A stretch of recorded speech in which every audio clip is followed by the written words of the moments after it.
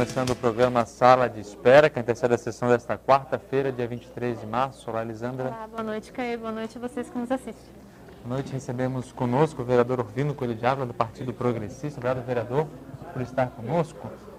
Hoje nós temos com 4 emendas aditivas, não, três modificativas e uma aditiva de sua autoria. Nós gostaríamos de explicar para quem está em casa nos acompanhando.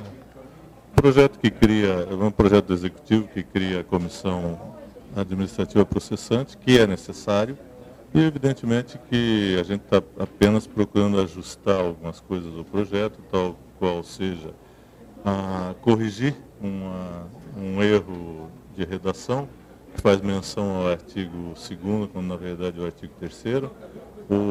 A outra emenda, ela diz respeito a você estabelecer um prazo de 1 ano, prorrogar por mais 1 ano, porque eu acho que quem vai fazer parte de uma comissão é necessário que se tenha um mandato, até porque senão vai tomar uma posição que não agrade ao chefe e evidentemente vão substituir no dia seguinte. Então, quem faz parte da comissão tem que ter a tranquilidade. Implicar, né, essa facilidade para julgar. Né? Exatamente, tem que dar todas as condições para julgar.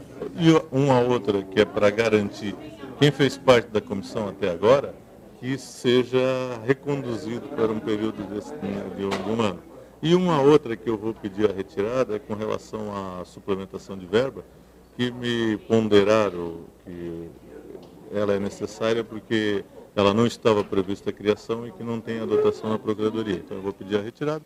Na verdade, a gente está só fazendo o papel de legislador, ajustando para que fique um projeto aplicável, um projeto decente e que quem vai de um lado ou de outro, que essa é a função da Câmara, tem a obrigação de dar as condições necessárias e bem feita para que não crie problema a posteriori. Para quem está nos acompanhando, qual que é o trabalho desta comissão que vocês estão?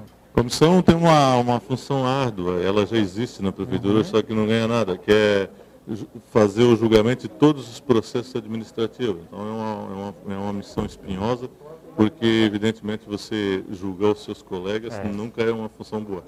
Mas ela zela por esse bom andamento que deve ter. É necessário, cada um tem que ter a responsabilidade.